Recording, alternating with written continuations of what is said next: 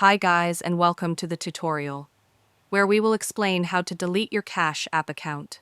So let's get started. First, go ahead and open the Cash App on your device. Once you're in, look at the top right corner of the screen. You'll either see your profile picture or just your initials if you haven't uploaded one yet. Tap on that icon to open your account menu. Now scroll down a bit and tap on the support option. This will bring up a list of topics related to issues and account actions. From the list of options, tap on Something Else. We're going to manually navigate to where the delete option is located.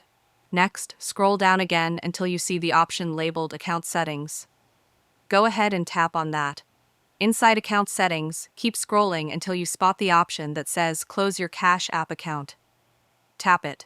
Cash App will now explain what happens when you delete your account, and this part's important.